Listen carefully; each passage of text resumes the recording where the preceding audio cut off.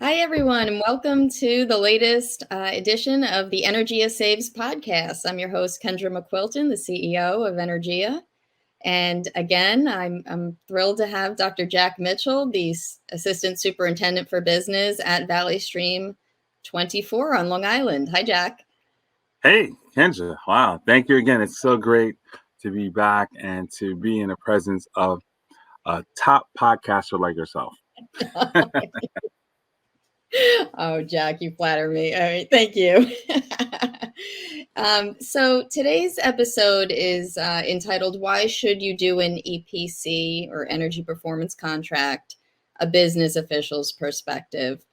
It's Mhm. a lot in line with our previous podcast with Dr. Jack, and really we're trying to get people who work in school administration to give us their perspective on, why they did an EPC or why they didn't do one, or Mhm. what were the important things from their perspective. So, Jack, having been through the process of an EPC, would you recommend to Mhm. other districts that they look into doing an energy performance contract, and if so, why?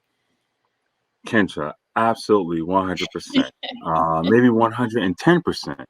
And Nice. I'll tell you why. Because, you know, first of all, being conscious about our environment, right? You see climate change and whether or not it's the cause or not, it's still the right thing at the end of the day.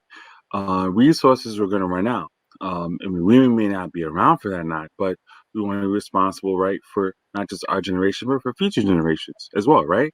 And with that, just that social responsibility, I think, number one, right? And as a school district, you have the opportunity, you're working for a public institution, you're doing so much, as far as bringing a program for children, but being a proper example for them too. So that's first and foremost. But really, at the end of the day, we as business officials are faced with a multitude of mandates, um, different times issues that could present themselves where it could be somewhat not necessarily cumbersome, but maybe um, difficult to manage.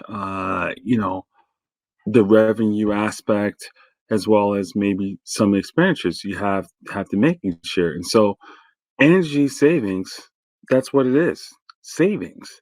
And so you're able to now be, like I said earlier, be more friendly, energy friendly to the environment, as well as now bringing forth ways in which you can now maximize your district and the money that you have.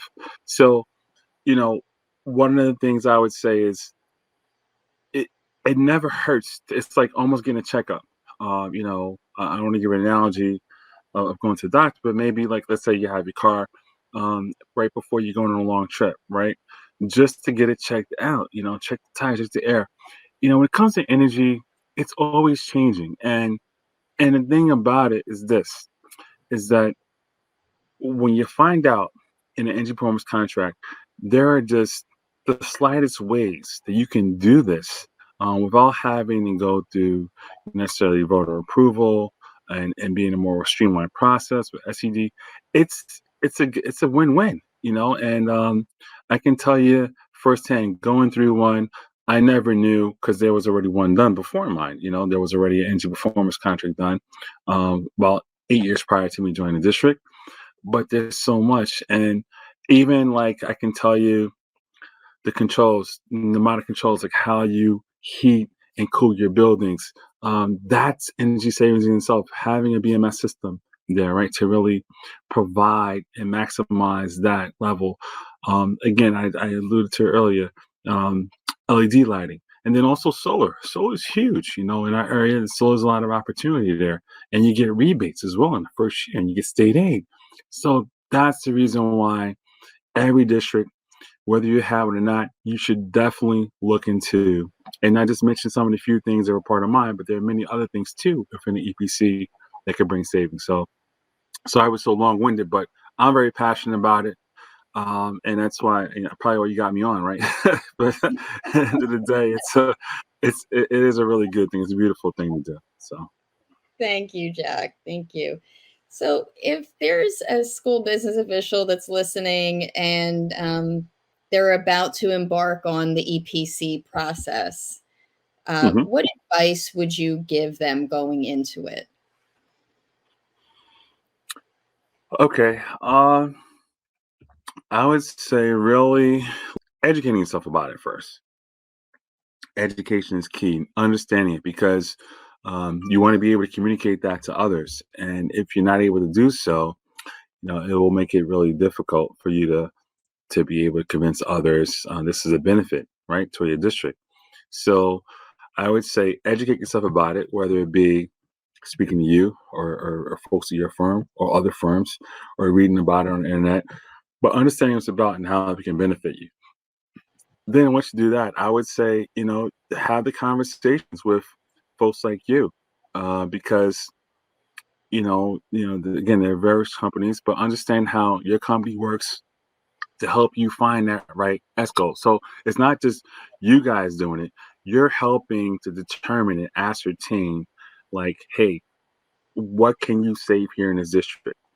And once you do that, you're able to say, all right, let's go out the bid. Let's find the best ESCO out there that can come and provide this and give you something that's really guaranteed savings. So, you don't really have any guarantees today. And so, you're not just getting the savings, you're getting guaranteed. And, I think that the biggest thing behind that is, what do you have to lose? Because even if, let's say, everything isn't stated, there is a contract there that they have to come back and honor.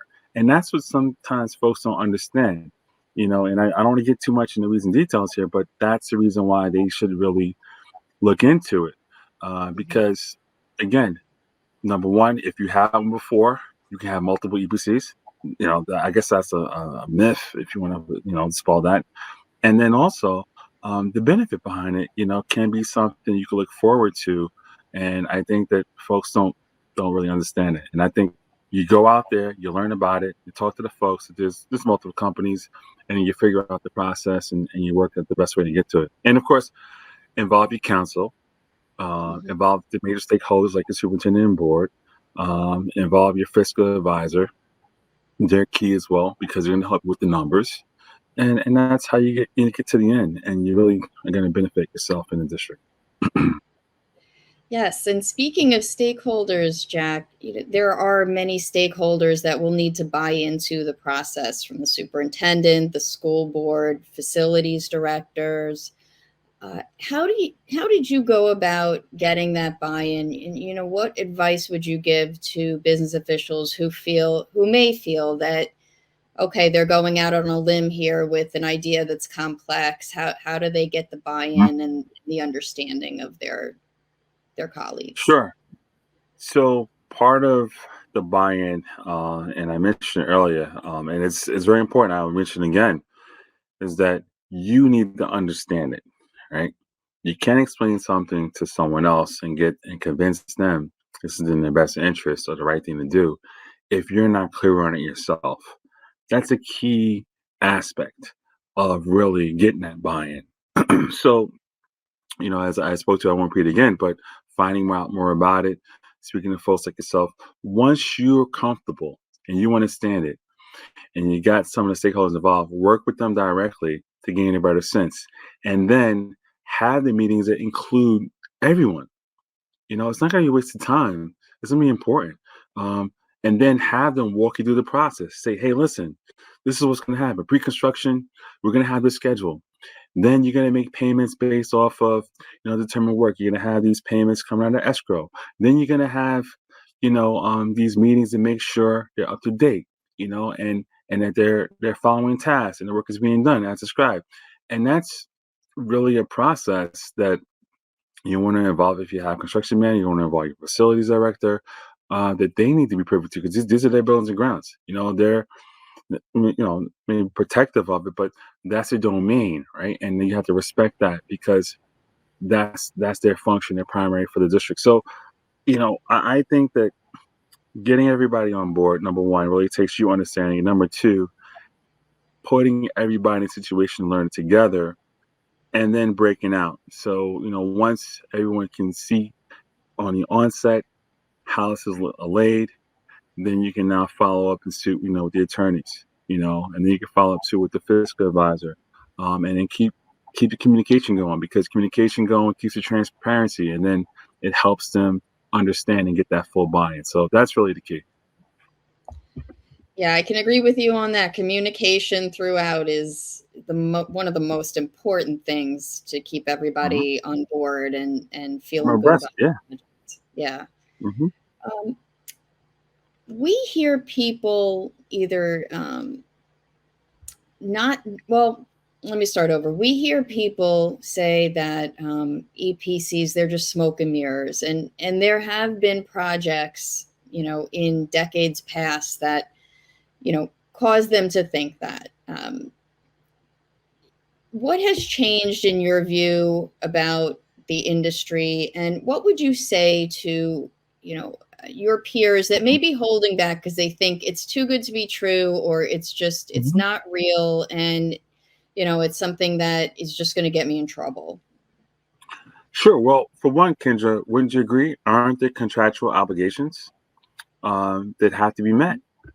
And Hmm. so, like with anything else, you hold parties accountable to those. And with any respect, as you mentioned years ago, legislation has come about, and there has been also oversight and high regulation nowadays. And folks may not know this, obviously, as it may not be their industry, but it is something that SED, New York State Ed Department, is telling folks to do it, right? So there's a full buy-in.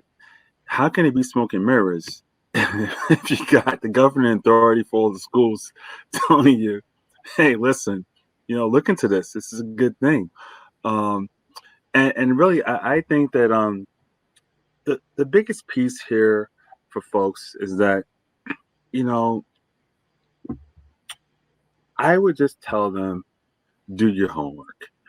Um, at this point, Kendra, I mean, and even I would say back when we started, there were quite a few, but there are so many districts that have done them now.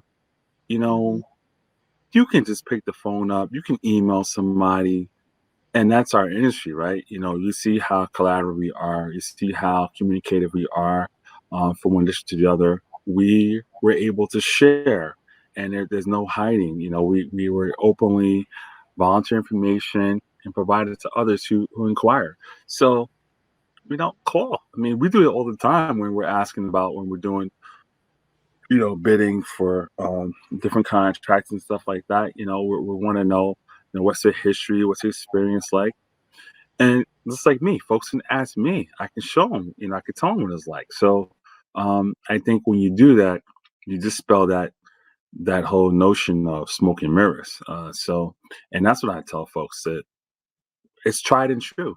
If it wasn't, then you wouldn't have all these public records and acknowledging EPCs, and you wouldn't have SED, going through and approving all of these products. So, and again, there are contractual obligations. So, and that's what I would tell them. Thank you, Jack. And I'll throw in there from my perspective, a lot of times the contracts were written in such a way that technically gave escape clauses to the energy services companies to take them off the hook for guaranteeing the savings. And they were so technical in nature that attorneys, might have missed the implications of the way they were written. And so we have found that we've been able to make customers happy, by making it a meaningful contract and a meaningful guarantee. And a lot of that has to do with technical understanding of how these contracts are written. So I'll add that in there. That's good. It's better nowadays. They fix the issues, right? So that's what it Right. comes down to. Exactly. Exactly. Okay. Jack, any final thoughts before we close out? No, I mean, I'm still on cloud nine. I'm no, I mean, double podcasted. So this is a great experience. I thank you. And we said it. I'm not have to repeat it. It makes sense. Go out there if you haven't done one already. Revisit it. You can do it in many ways, and whether you feel comfortable working with one company or not, you have nothing to lose by just going to just venture and find out about it, because there are ways to save energy, and it's a very important thing to do. So that's all I'll leave everyone with. Well said. Jack, thanks again for being with us. I want to thank everybody Awesome. out there for listening. If you have any suggestions for future podcasts, or guests, please email us at questions@energiasaves.com. So thanks again, and please subscribe Awesome. to our podcast, and we will see you next time. And thanks again, Jack. Okay. Thank you.